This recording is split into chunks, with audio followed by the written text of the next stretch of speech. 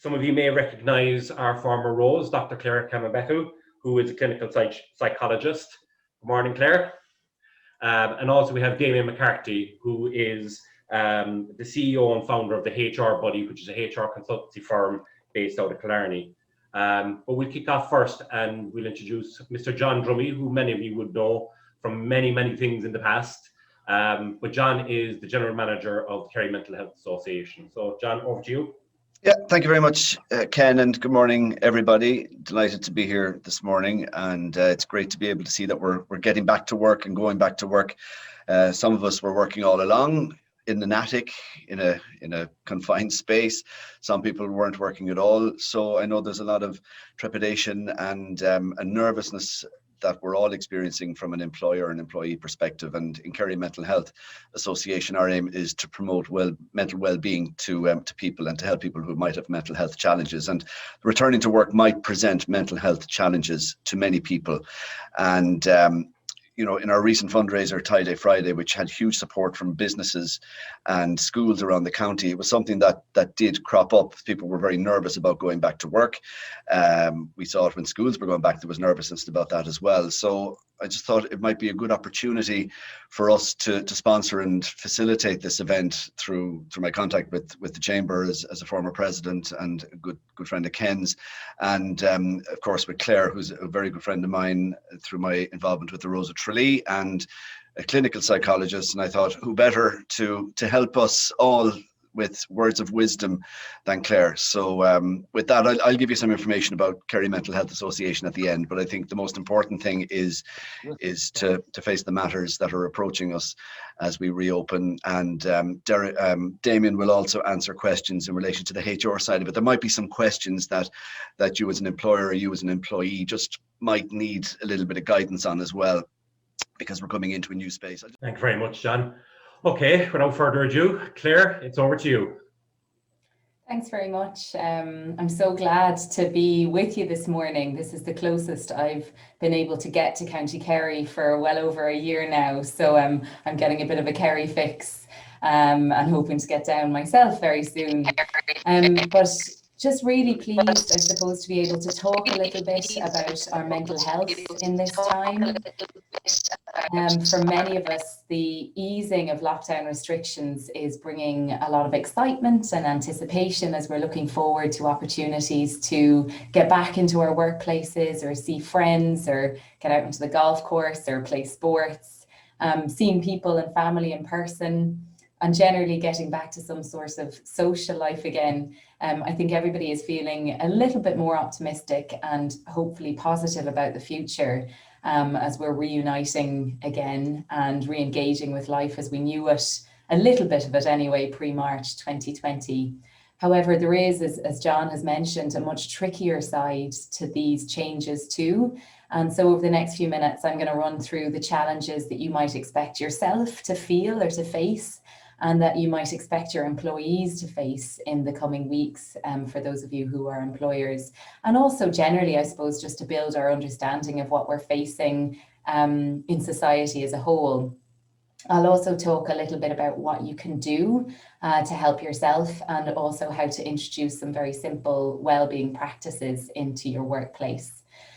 So first of all, I suppose just to really understand what we're going through, times of transition, even positive ones, bring uncertainty, and our brains as human beings do not like uncertainty. And so uncertainty for us causes an increase in stress hormones in our bodies, increased feelings of tension and anxiety, and we have no roadmap for this experience in living memory. We aren't sure of what lies ahead, and coupled with that, we've all reached a level of emotional exhaustion and COVID fatigue, which, by the way, they're showing is a real thing, and not just for people who have had COVID in the past, but something that we never even knew existed.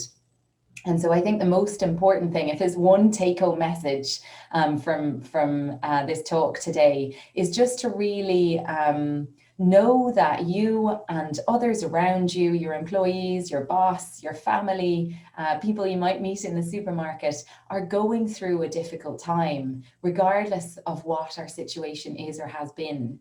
It's normal to be more stressed, more tired, and more on edge. So stop beating yourself up about it, as I think people in Ireland are sometimes very prone to do. So as well as the excitement, as well as the anticipation, there is this kind of trickier experience that we're having at the moment.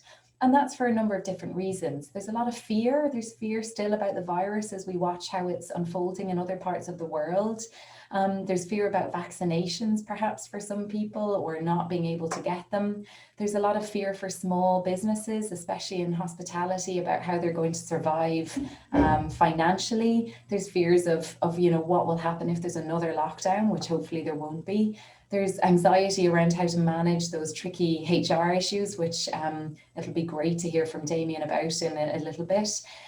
There's all of those micro decisions about where we sit for lunch. Is it okay to walk downtown with a colleague and get a coffee with somebody?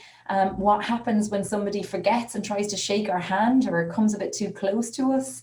How do we respond if an employee has to take leave from work to have a test or because they're a close contact? There's all of these micro decisions that we've never been faced with before, and all of a sudden they're bubbling up and we don't know we have to make these decisions until we're actually being asked to make them. For some people, there's worry about how they'll cope with maybe longer commute times or juggling caring roles. They've been around perhaps for elderly family members or for kids a lot more over the last year. And now with being back to work and that workplace being exceptionally busy, it might be hard to know how to manage that. There's a bit of social anxiety. We've all been living in our little hermit bubbles for the last while, where we've just seen a very small handful of people, if even that. And we're great at doing small talk generally, but definitely one of the things that I've noticed in myself and then the people around me is that we're bumping into somebody in the supermarket and going, oh, is it okay to stop to chat for a couple of minutes? Like, what do we even talk about? Well, let's go to the weather. But I mean, let's face it has been atrocious over the last couple of weeks. But people have kind of lost that knack of knowing what to say to one another in those everyday kind of social interactions. And just to talk a little bit about COVID fatigue, I think people are really worried about being even more tired than they're already feeling. And it's really important to understand that every day our brain and our mind, which are very primitive parts of our body, but they've been exposed to a huge stress every day for over a year now. And that stress has been, will I be okay? Never mind all of the kind of worries about financial futures, about business, etc. Our body's primary concern is with our survival. And so we've been exposed to this idea of, am I going to get sick and die? Are the people I love going to get sick and die? And that takes a toll on our body, because when we are exposed to a long-term stressor, the physical response that our body comes back with causes wear and tear over a prolonged period of time. So we're all going through this kind of prolonged stress response, which has created a sense of fatigue. And people are now wondering, how am I going to cope with these increased demands of going back to work, these increased even social events, even though they're pleasure, even though I want to get back to work? How will I cope with this increased level of tiredness? And then let's not forget that for some of us, we've experienced grief over the last 14 months, and that's taken a toll on our relationships, whether people have lost others through COVID or not.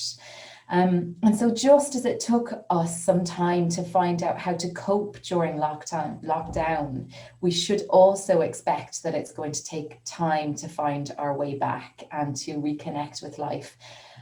And so right now, having been through what we've been through, we are less emotionally resourced than perhaps we were a year ago. So even if you're somebody who doesn't feel particularly stressed, even if you're somebody who's very excited to get back to work, to be back into the workplace, it's more likely than before that you might be experiencing a little bit of stress now. So the very first step in helping ourselves to manage this transition and helping people in our workplaces to manage it too, is to just acknowledge that for all of those reasons I've just described, it's bound to be a more stressful time. And it might be harder to acknowledge that stress because there is a bit more optimism and hope for the future in the air. So we might feel like our negative feelings are even more invalid. So just open yourself to the possibility that you might be a little bit stressed, and allow whatever is there to be there. There's no roadmap, as I was saying, for this bit of life. And then to just identify if you are having a little bit of stress, or maybe if you are feeling a little bit down or a little bit more anxious than you usually would, give yourself a check-in time. And you can encourage, if you are an employer, you can encourage your employees to do this as well. You know, whether it's 5 o'clock on a Friday evening or 9 o'clock as a team on a Monday morning, give yourself 10 minutes to check in with yourself and say, how is my mental health? How am I feeling in comparison to a week ago? How am I just feeling in myself? Know the symptoms of chronic stress, which I'm going to talk through now in a minute, and just be able to acknowledge and allow, if you're feeling stressed, if you're feeling more low, if you're feeling more anxious, to be there. It's entirely normal and almost to be expected. So just to run through the physical symptoms of stress, and again, a stress response is just something that happens in our bodies when we are faced with a threat. And so that can happen very quickly if we're faced with, you know, our kid running out in front of a car. We all of a sudden will go into that stress response. Or perhaps if we are going to an interview, our body will also initiate that stress response. And as humans, we're designed to cope with that stress in small amounts over short bursts of time. But what our bodies and our minds are not designed to do is to cope with that chronic, prolonged experience of stress that we've all had. So the physical symptoms of chronic stress are things like having aches or pains, maybe getting headaches, maybe noticing that you've got a racing heart, feeling really exhausted, having high blood pressure, lower libido, lower immunity, so getting coughs and colds a little bit more often.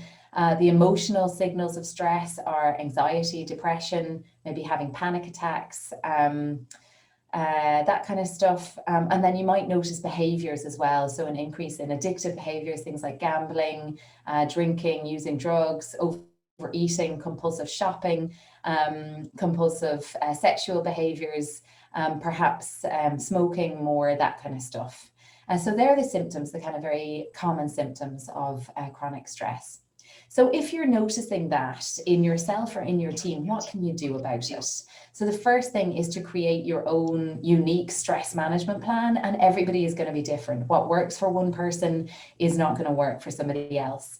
And so if by all means, if getting up and doing yoga at 5 o'clock in the morning helps you, then do it. But if you're like me and you're stressed, what you really need to do is prioritize resting a little bit more, making sure that you're getting enough sleep, because I turn into a bit of a gremlin if I don't have a bit of enough of it, especially if I'm a little bit more stressed. So if you're like me, just prioritize giving yourself an extra half hour or an hour in bed if you can.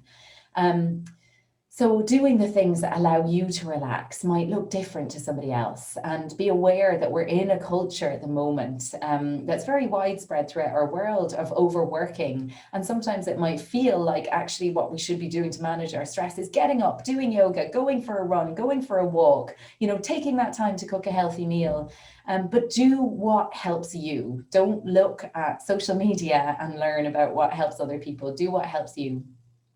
And then another important thing is, as much as it feels like it's the best thing to do is to kind of throw out every routine that we've built over the last year or so, it's actually really important that we stick to a little bit of routine at the moment. As I was saying, when we're going through times of transition, that brings uncertainty, and our brains as human beings crave certainty. They feel safe with a little bit of certainty. So you might have an increase in kind of socializing over the next little while, but if you can just stick to your morning routine or your lunchtime routine or your nighttime routine a little bit, that will really help your brain to kind of tolerate the uncertainty that you're facing.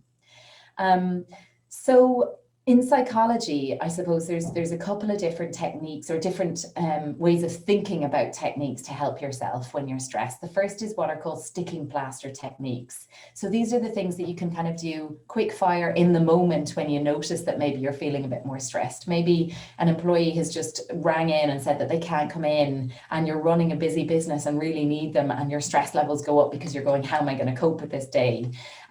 Maybe something else has just happened. Maybe you've looked at the kind of budgets for the next month and realized that you don't know if you're going to have to be able to have enough staff on to cope with demand. Whatever it is, the sticking plaster techniques are the things that you can do in the moment to help yourself. These are things like deep breathing.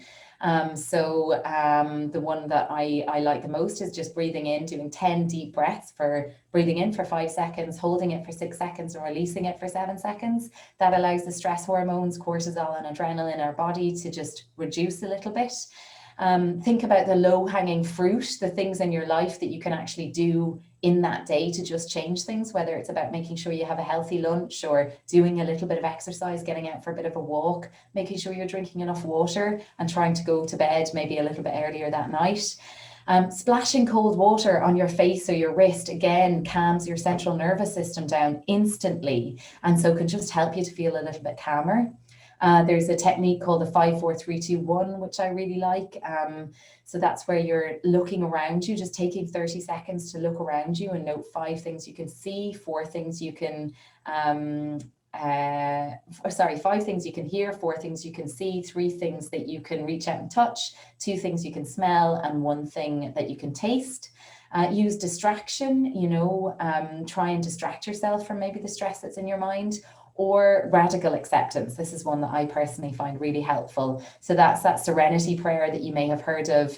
So it's grant me the serenity to accept the things that I can't change, the courage to change the things I can, and the wisdom to know the difference. So just tapping into, if you're stressed about something in the moment, and that is something that you cannot change, then there is no point in being stressed about it. So just back up and think about the things that you actually can change, the things that you can control in that day. And then there's longer term management strategies. So things that you can do, or you can help your workplace to do as well. There's some great free resources out there. So you've got things like the cognitive behavioral therapy programs for anxiety and stress. So there's a HSE stress control program at the moment that is available for free if you just search HSE stress control. You can watch the videos back. And again, this is something that perhaps if you're into building a kind of compassionate compassionate place to work that is mindful of stress, you could do this for an hour every week. You're not going to be asked to disclose very much about yourself. It's just about learning stress control strategies. So you could do that with your team.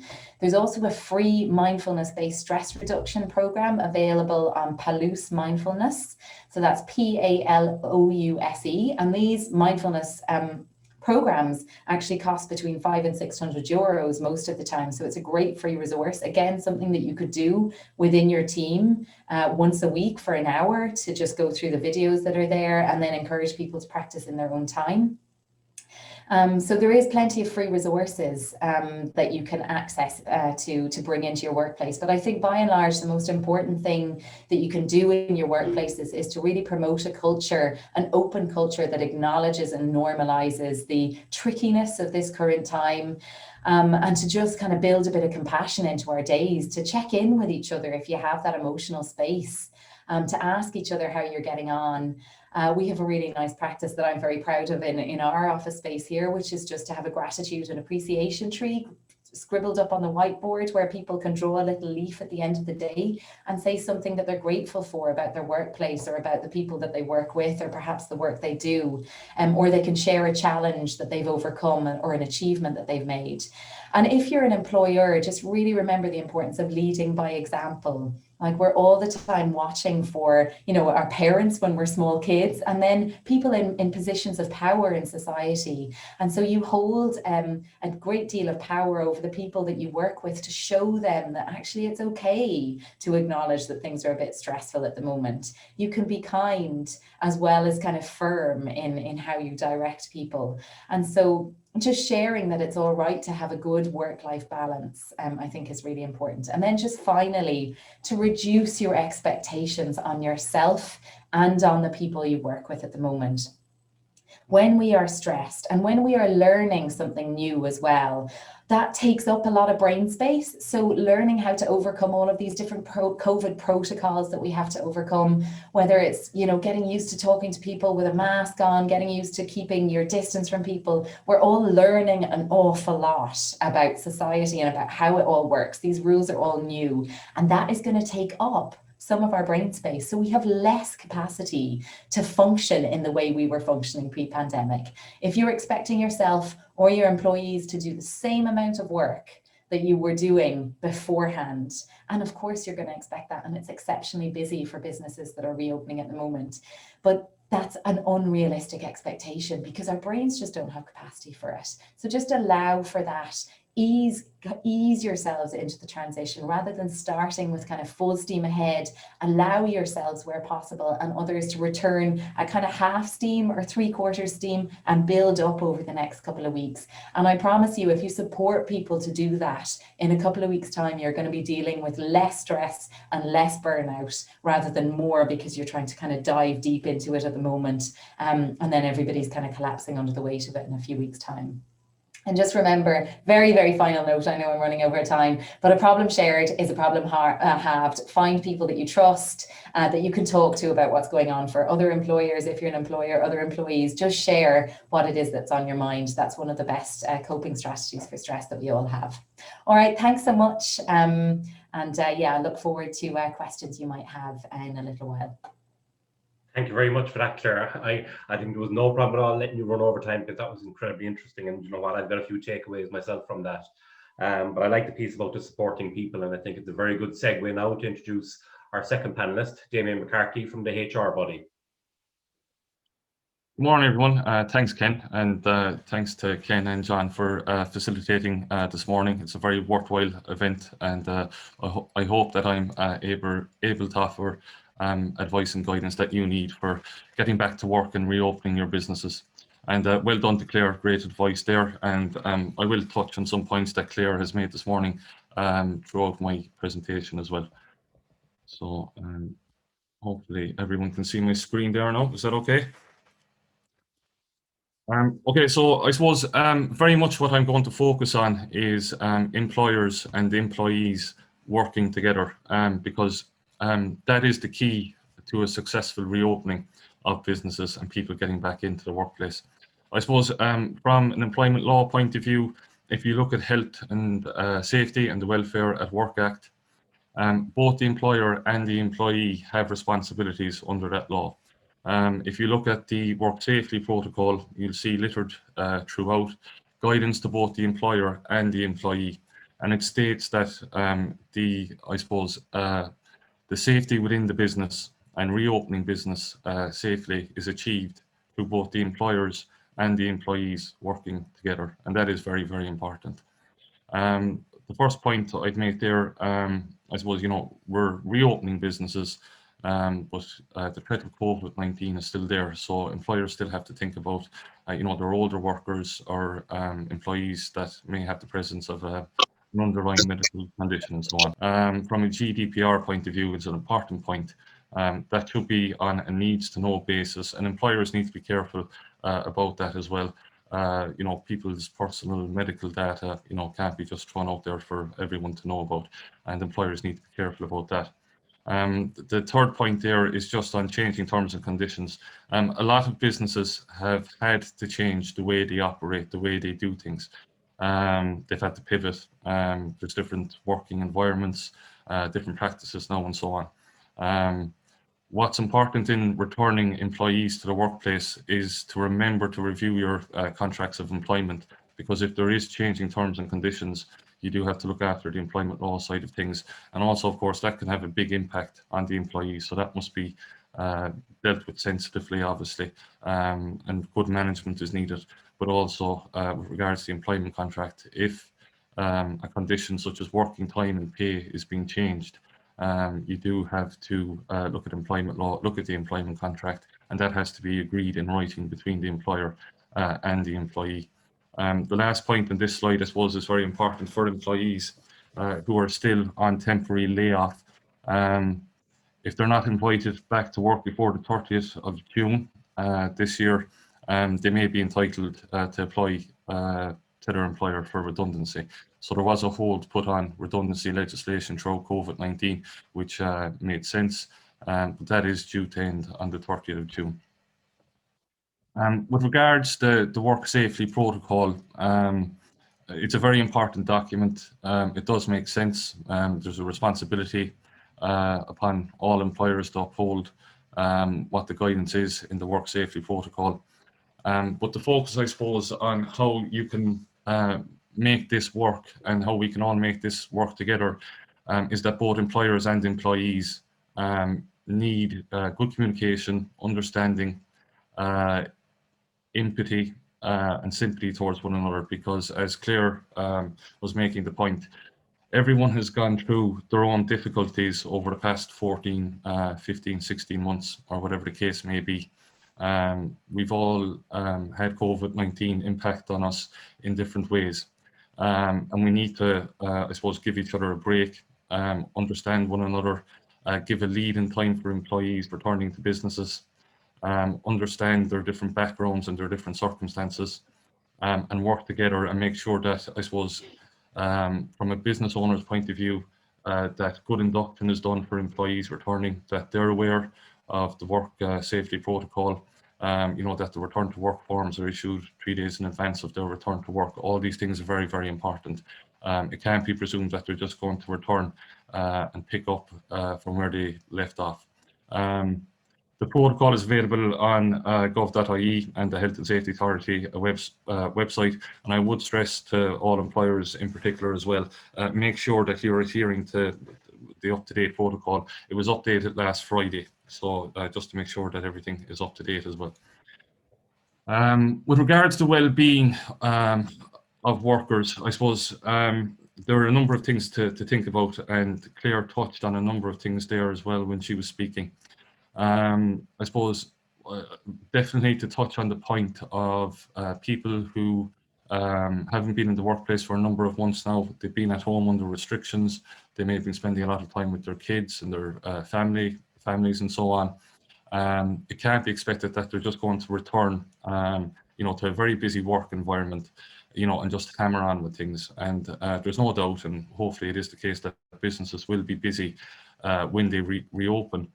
But it's very important that management teams and business owners and employers, I suppose, plan with regards to their staff, give a lead in time. Training is going to be very, very important with regards inducting your employees back into the business, giving them that lead in time, allowing, I suppose, for different circumstances, communicating well with your employees, giving them break and an opportunity, and that works both ways. Employees have to give that to the employer as well. And I suppose my advice is for employers and employees, play the long game. Short-sightedness in returning to work will cost the business. Yes, there will be a busy summer there, but your business is going to be there afterwards, and how you treat your people in returning to work is going to be remembered. Take, for example, a mammy or daddy at home with their kids for the last 3 or 4 months in the house. They spent an awful lot of time with their children. They may be happy to come back to work. I'm sure a lot of parents are, but the children might be very happy about it. And that's kind of baggage that working parents are going to be carrying around with them. Empathy and understanding is needed, and the employee will remember that. Now, there are a number of other things to think about as well, such as annual leave. And I give the example of a football player who has been injured and hasn't trained for a month, and a big championship game comes up, and then they get to start in the championship game. Well, there's a good chance they're going to end up injured before half time and not perform, because it just doesn't work that way. And it's the same thing for workers who have been out of work for 3 or 4 months, or who haven't spent an awful lot of time working over the past 12 months. They're not just going to turn up the first morning and be hopping off the sod. And there needs to be an understanding towards that. And I suppose there are different personal circumstances in the background. There is a number of supports again available online. There's the Government's In This Together campaign, and also there's the Work Positive, which there's free online risk assessment in there, and so on. So small businesses, I suppose there is information out there. Go and seek it. It's not necessarily something that you need to pay big money for or anything like that. And again, gov.ie and the Health and Safety Authority websites, the work safely protocol, all the plans and checklists that you should have in place. And I know you may have had them in place last year, but make sure that they're up to date as well. That your staff have been inducted again, that the return to work forms have been done, and that there's an up-to-date risk assessment carried out within your business. With regards to the management of annual leave, and I bring this up because it's a constant topic that comes up, and there was, I suppose, maybe a lot of confusion and misunderstanding from employers and employees with regards to annual leave. So during layoff for short-time working, an employee is still entitled by the employer to the terms and conditions under the contract of employment. So regards the first 13 weeks of layoff, the employee is entitled to any public holidays within that period, but the employee does not accrue annual leave during layoff, but they are entitled to take annual leave that was accrued before being laid off. So simply to explain that, if someone in 2020 who would normally have 20 days holidays in a full-time role, if they worked 6 months and they were temporarily laid off for the other 6 months, well, then they would have 10 days holidays for 2020. Now, also many businesses that mightn't have been dealt with. Employers who maybe do have balances from last year can deal with that whilst the employee is still temporarily laid off before they come back to work.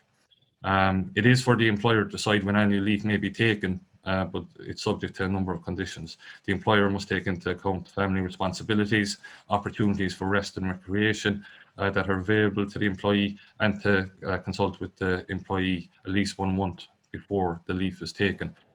Annual leave is very important from the point of view of mental health and well-being, because annual leave is for rest and recuperation.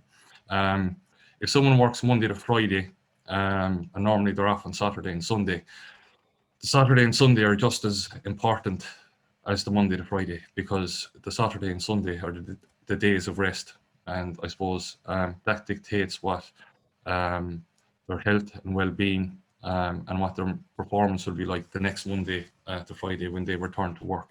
So annual leave should be, I suppose, respected, and I make that point because it is possible that when staff are returning to the workplace now, that it's going to be very, very busy, and there may be a feeling that they can't take annual leave. No, that's going to be a no-win situation and not a very clever approach. And I go back to the football player who gets to start in the championship game with no training done. People will need rest, they will need recuperation. There will be things maybe going on in the background as a result of the impact of COVID-19 on them personally. Annual leave could be very, very important to them. Businesses are going to be busy. Now, I would use annual leave very cleverly and give employees the opportunity to take annual leave. And I definitely wouldn't be advising any employer to come out with statements to staff like, we're back at work now, we're going to be busy for the next 3 or 4 months. I don't want to hear about annual leave, we've been off for long enough. That won't work. That short-sightedness, it will impact upon the health and well-being of your staff. And I suppose the business will pay for that in the long run. Your people are your most important component in business. They're your most valuable asset. You need them. So, I suppose respect annual leave, and annual leave is for rest and recuperation. With regards to working from home, I don't know how many people here this morning are currently working from home, or how many businesses here this morning are operated. But I suppose, look, there is a shift to remote working and working from home. It is perhaps something that is going to continue after COVID-19 to a great extent. What I would say to employers is have a home or a remote working policy in place, have an agreement with your employees, because if you don't, I suppose it can lead to trouble down the line. It can lead to misunderstandings, and things like expenses and so on need to be dealt with, obviously, as well. And also dealing with, is it a long-term arrangement? Isn't it? Is it set in stone? Is it going to be reviewed again in 3 months' time? Is it just during COVID-19, or is it going to continue afterwards? And I suppose those conversations need to be had. And I suppose surrounding all of these things that I'm talking about as well, it's very important for employers, to make plans as regards their, the organisation of their work, rostering and scheduling, and so on. Things to look out for later on in the year. I suppose, it will come into law for the employee to make a request to remote work. So you can look out for that kind of around budget time. The other thing to look out for around budget time is, expenses and so on. And obviously you would expect the government to back employers, and so they should, with supports for home and remote working and getting that in place. Also, the right to disconnect is very important from a well-being point of view, that's got right for home workers and that employers deal with that correctly. The two final things I'm going to talk about are the updates to the work safety protocol last Friday, and it's important that everyone is aware of them. First of all, with regards to antigen testing, it was obviously put into the work safety protocol for good reason. It seems that the government are encouraging employers to use antigen testing. No, they're encouraging them, but they're not backing the employers with a financial support to do so. But it's also very important to make the point about antigen testing that it remains voluntary for the employee. So in other words, if a business was to take on antigen testing in the workplace, you have 20 employees, 19 may take part and 1 employee may refuse, and that's the employee's right. So that's just for anyone who is looking into antigen testing. Some businesses have taken it on, but obviously there's a cost to it, and that hasn't been backed with financial support. So there mightn't be a huge uptake on that in small businesses, but it was included in the updated protocol announced last Friday. The final thing I'm going to speak about this morning, obviously, is vaccinations. The point I want to make about the update that was put in the work safety protocol last Friday on vaccinations is that this piece of legislation that you can see was included, the Safety, Health and Welfare at Work Biological Agents Regulations Act 2013 and 2020. Pretty much what that law is saying is that the employer can request for the employee to be vaccinated. It remains voluntary for the employee whether they want to be vaccinated or not. But then the employer has a responsibility for the health and safety of all staff. So the employer may, in some cases, may have to look at redeploying that employee who refuses to vaccinate. So I think that's something for down the line that employers and workplaces and employees need to be aware of. For the moment, the vaccine rollout is currently a matter for public health and not the employer. So this was included in the updated protocol last Friday. The last line there is very, very important on that slide. The vaccine rollout is currently a matter for public health and not the employer. But that obviously is going to shift and change down the line. And it is important to make the point that the Safety, Health and Welfare at Work Biological Agents Regulations Act was included in the work safety protocol that was announced last Friday. And it's obviously in there for good reason. So we should all be aware of it. Other than that, that's the end of my presentation. I don't want to go over time or anything like that. I just want to wish everyone the very best of luck. What I would say is if you want returning to work to be a success for your business or for your employment, we have to work together on it. Employees and employers have all suffered equally, I suppose, over the last year. Give each other a break, give each other a chance, and we'll all have a much better chance of success. Thanks very much, everyone. Thank you. Thank you very much, Damien. And in particular, obviously, being in Kerry, the football analogy really kind of sums it up for people, you know, that the injured player coming back on the field and not being at full tilt is probably what a lot of our staff, you know, and wearing my employer's hat, there's quite a lot of takeaways there, in particular with the holiday pay side of things and the holiday time. You know, I suppose we would have taken a different view. Many of us as employers, you know, that once we reopen, we want to maximize the amount of time open and get the best out of the summer season. But actually, do you know what? If we wear our staff out, they may not be with us long enough, and they are. And I think everybody agrees, employees are the greatest asset any company has. So we'll open it up now for questions. I have a few questions in through the private chat function, but if anybody wants to unmute themselves and pose a question to either Damien or to Clare, feel free to do that and just ask away. I know there's always, I recognize a few names on the list of people that I heard today, and there's always a few good questions come in from people. So feel free to unmute if you want to ask any questions. And if you don't, I have a few questions that have come in through the private chat just to kick things off. And I know it always takes somebody to kick off these questions at the end of any webinar. The first question I have in is for Clare. The check-in time with your team, is there a kind of a structured way you should do that? Is it something that should be part of the weekly rota, or what way should you do it? I suppose in my experience, it's helpful if people know that it's coming.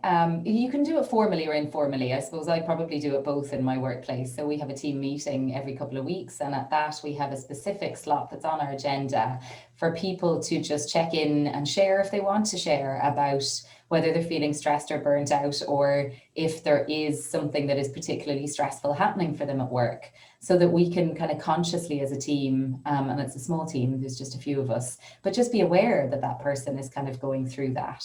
And it's up to people to share whatever they want to share. Obviously, this is something that can make us feel a little bit vulnerable. And so if people don't want to share something very private, that's okay.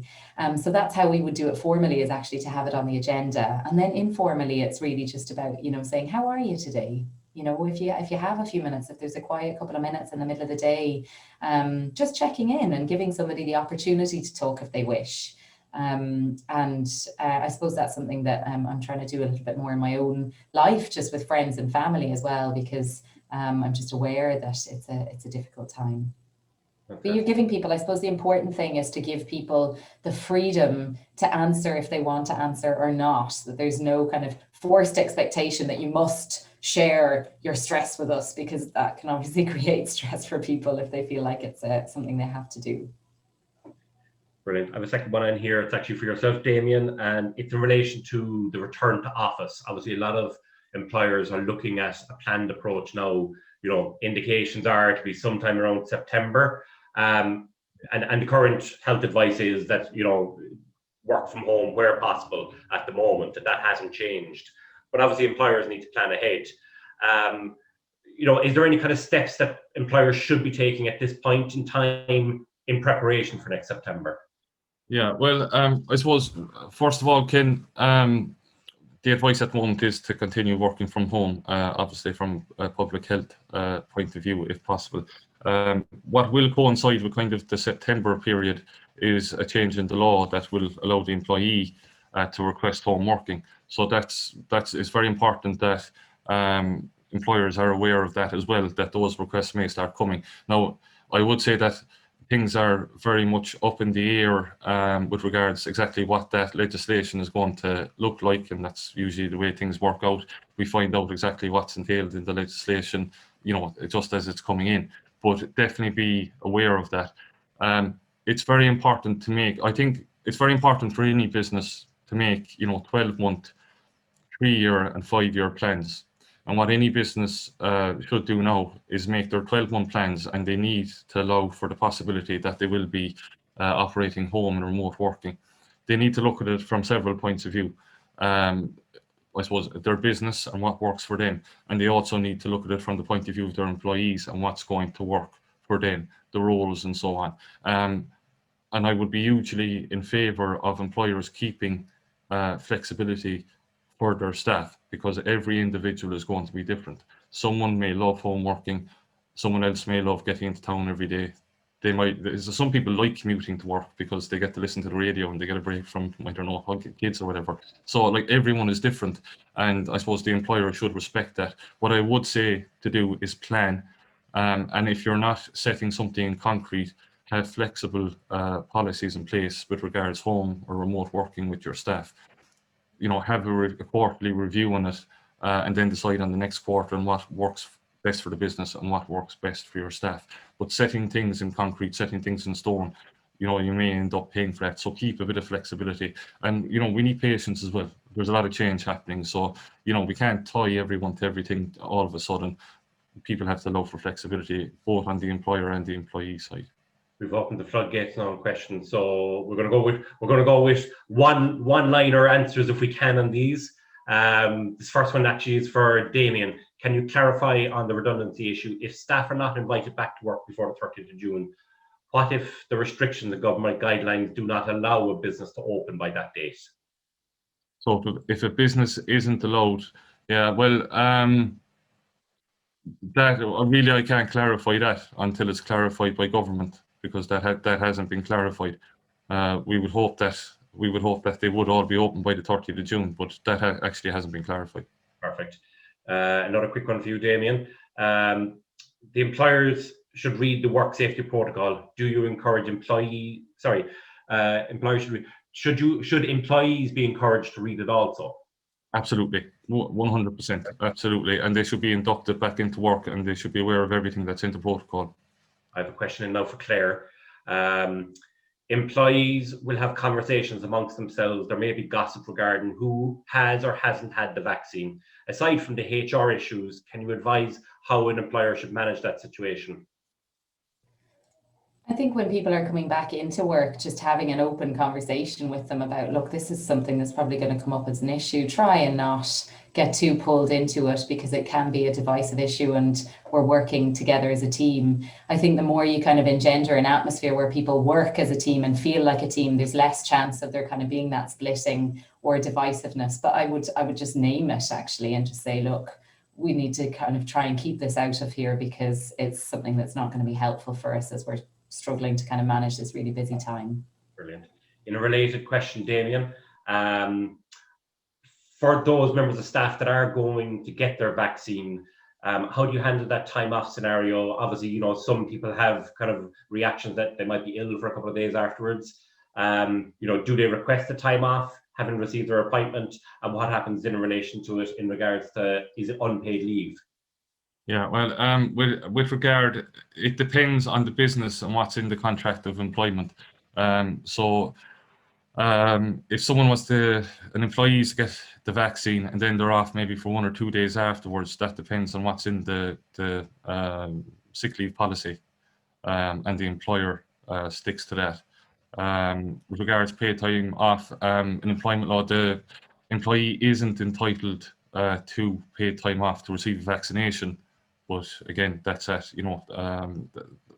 doesn't say the employer isn't going to provide that time off, and the employer may feel it correct, but most certainly they wouldn't be breaking employment law if they weren't being paid during that time off. And I presume it's kind of related to a similar question. I presume the employer cannot request a member of their staff to get the vaccine. No. Reaction, is there a line? Yeah, to clarify that, we're not there yet. We're not at that point yet. The vaccination remains under public health. It hasn't been handed over to the employer yet, but that is something that could come. Okay, so at the moment, an employer cannot request that to happen? No. Okay, perfect. General question, so we might throw this one at you, Clare. In regards to handling, say a member of staff has a reaction or potentially maybe catches COVID at this stage, how do you redeploy somebody in the hospitality sector who hasn't had the vaccine? Or is that something that you should do, or is segregation going to become an issue? And, how do you handle that internally as a senior management or an owner of a business? Sorry, can I just clarify what the question is? It's how do you kind of manage staff moving around different areas, is it? Yeah. If they're a member of staff who hasn't had the vaccine or shows symptoms at this point. I mean, I suppose as a psychologist, my tack is always just to be as open as possible as it is with staff, and give them choices where choices are possible. So if it is the case that you need to move somebody to a different area, I would be just trying to have an open conversation, if it's possible, to give somebody a choice about whether or not they do that, or to look for somebody else to do it. So that would always be my tack. I don't know, I suppose, from a legal perspective, what that might involve for somebody, but yeah, I'd always just be trying to be open and fair where I can be, as well as knowing that as an employer, obviously your responsibility is to make sure that the business functions. That's an additional kind of responsibility that you're holding that your employees aren't, and so you might have to make kind of difficult decisions, and I suppose it's just about navigating those as compassionately as you can. Mm-hmm. Do you have any views on that one, Damien? Yeah, just to make the point that I suppose with regards to guidelines, they remain the same at the moment. If two workers are working together in the working environment, they remain 2 meters apart. There may be a screen between them. It's all included in the work safety protocol. It's pretty much as you were last year, but obviously we're going to have a situation now this year where some employees are vaccinated and others aren't, and that's going to keep on moving along as we go over the next few months. But it's important to remember that we're staying as we were as regards how we work together. It's the same guidelines, the social distancing, washing hands, wearing masks, screens up between customers and employees, and maybe between employees if you're not able to keep them 2 meters apart. So for the moment, that remains the same. I think it's in a few months' time that you're going to have to deal with the, the redeployment issue. And no doubt that will be difficult, but we're not quite there yet. And obviously in organizations where working from home is something that can be done, that's easy to redeploy and move people around. But in the hospitality sector, that's just not possible. It's very difficult. Yeah. It's is that a matter of having additional staff available that can cover for those things? Well, I suppose if you look at maybe the circumstance of, you have a chef in the kitchen, the chef chooses to not be vaccinated, down the line in a couple of months' time. Your other workers working with the chef in the kitchen has been vaccinated. You do have a problem, because how can you facilitate the chef? How can you redeploy the chef? So that's something, I suppose, that everyone needs to think about individually and personally, whether they are going. And I suppose the overall Clare came out and made that statement last week, and people who would be anti-vaccination, reacted to that. So it will be tricky in some circumstances. Not everyone can be redeployed within their job if they don't get vaccinated. It is perhaps going to be an issue down the line. Yeah, and I suppose it comes down to that duty of care as an employer, but also understanding maybe that person's reason as to why they don't want to be vaccinated. We have one final question in, and then I'm going to hand over to John Drummy after this final question. Could I just say something just briefly on that last question? Sorry to interrupt you. Just, I suppose, to remind people that even though we're dealing with a kind of very different issue and something that brings up a lot of anxiety in people because it is different, that this is kind of the conflict management stuff as well, the stuff that as managers, as employers, you'll have a good background in already. And it's really just about using those skills and transferring them over. So don't feel like you're totally ill-equipped or non-equipped to deal with this. It is a tricky issue. And obviously there's a lot of uncertainty around it, but you already have skills that you can use in these circumstances. Absolutely, we've all encountered difficulties before, and it's just a matter of using our knowledge and experience and just thinking about ourselves and our staff and our customers and everything first. One final quick question before we hand over to John. For Damien, what is your opinion on pregnant employees returning to work? Very well. One point, first of all, with regards to anything to do with, I suppose, medical for your employees. Every business should have expert medical opinion at their disposal. And I would always leave medical advice to medical experts. So every business should have an occupational health therapist available. I would most definitely respect any pregnant employee who didn't feel safe returning to the workplace. And it's definitely not something that any employer should force. But all employers should also have expert medical opinion available to the business, have a company doctor, and so on. Yeah, absolutely. And as Claire said, it's kind of speaking with that member of staff and understanding their situation as well. And on that note, and understanding situations and the work of today's sponsors, Kerry Mental Health Association, John Drummy, can we hand over to you to sum up?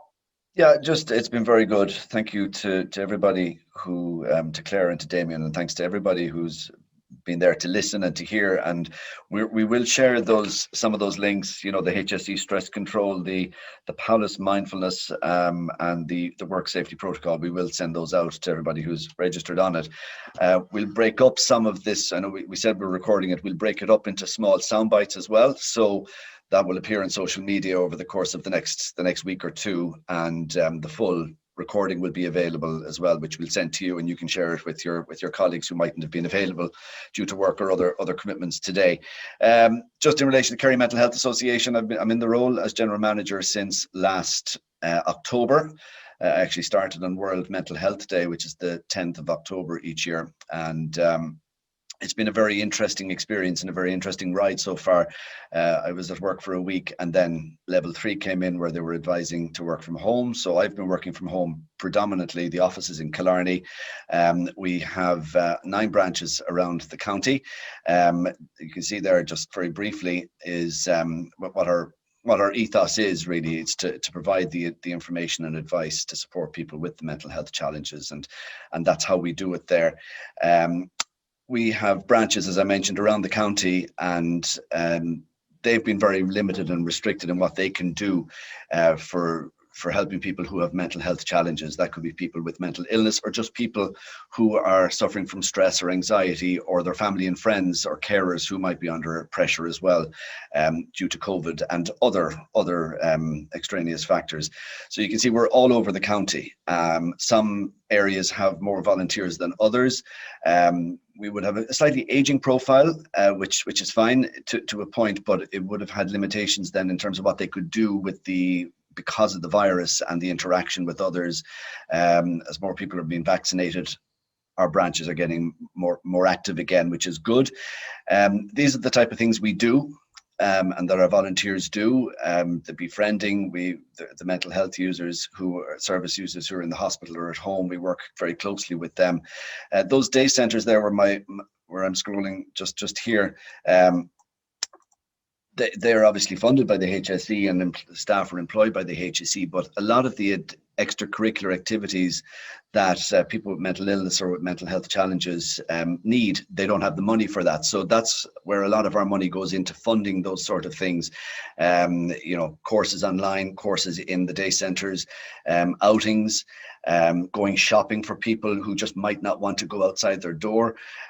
We take them to the tourist attractions. Thankfully, they're opening up soon, and some have already opened. We try and help secure grants for people who might need a boiler for their house. They might need a bit of might need some shopping done, or can't afford clothes for their family. So we help out in that regard. And this is where a lot of you might be able to come in terms of volunteering.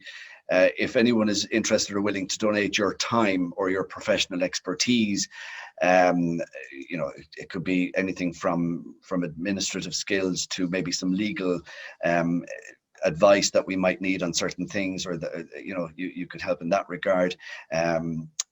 Please do talk to us, and we'd be delighted to welcome you on board. And we have a board of trustees. There are 8 at the moment on that.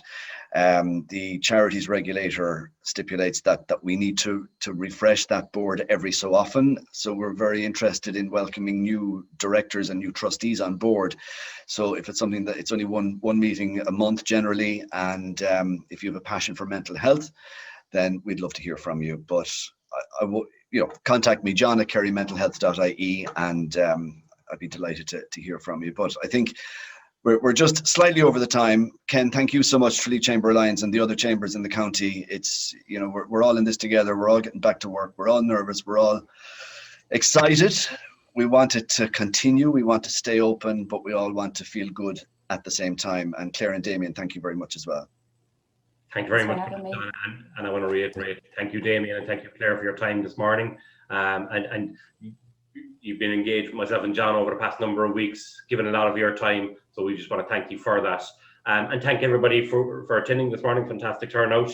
And if you have any questions, as John said, his email there, we'll contact everybody and send out some of the details from this morning, including some of the recording.